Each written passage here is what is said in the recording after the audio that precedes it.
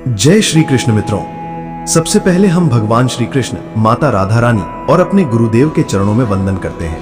आज का विषय बहुत गहरा है, बहुत ही अद्भुत है। कर्म का फल कब और कैसे मिलता है? तो मेरे प्यारे साथियों, वीडियो को शुरू करने से पहले आइए हम सब मिलकर भगवान श्री कृष्ण से प्रार्थना करें। हे प्रभु, जो भी इस दिव्य वाणी को आज पूरा अंत तक श्रवण करेगा, उसकी सारी मनोकामनाएं अवश्य रूप से पूर्ण करना, उसके सारे दुख दर्द दूर करना। और जो भी भक्त आपकी इस वीडियो को लाइक करे तथा कर्मयोग कहानियों चैनल को सब्सक्राइब करे, उसके जीवन में अखंड खुशियां भर देना। तो चलिए मित्रों, देर न करते हुए भगवत गीता की पावन कथा का श्रवण करते हैं। तो मित्रों, हम सब जीवन में कर्म करते हैं, कोई अच्छा, कोई बुरा, कोई छोटा, कोई बड़ा। लेकिन एक सवाल हर किसी के मन में उठता है, मैंने इतना अच्छा किया, फिर भी फल देर से क्यों मिल रहा है? मैंने किसी का बुरा नहीं किया, फिर भी कठिनाइयां क्यों आ रही हैं? मित्रों, भगवत गीता में भगवान श्री कृष्ण ने कहा, कर्मण्येवाधिकारस्ते मां फलेषु कदाचन मां कर्म फल हेतुर्भुर्माते संगो वस्तु कर्मणि। इसका अर्थ है कि केवल कर्म करने में है, फल पर नहीं। और फल वो तुम्हें तब मिलेगा जब समय, परिस्थिति और तुम्हारी आत्मा तीनों उसके लिए तैयार होंगे।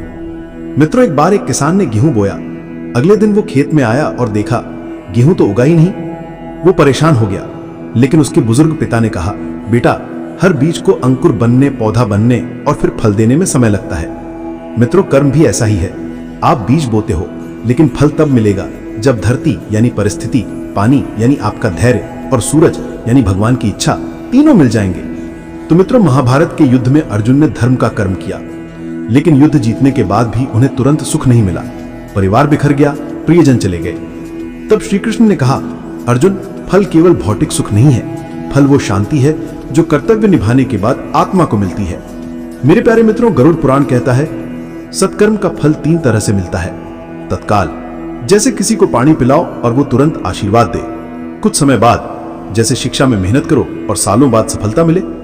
अगले जन्म में, जब ये जन्म उस फल को पाने के लिए पर्याप्त न हो। दुष्कर्म का फल भी 3 तरह से मिलता है, कभी तुरंत, कभी बाद में और कभी अगले जन्म में। मित्रों, राजा रघु ने एक बार एक गरीब ब्राह्मण की मदद की। ब्राह्मण ने आशीर्वाद दिया, आपके वंश में कभी धन की कमी ना हो। यह आशीर्वाद तुरंत असर नहीं दिखा, लेकिन आने वाली पीढ़ियों में वो समृद्धि बनी रही।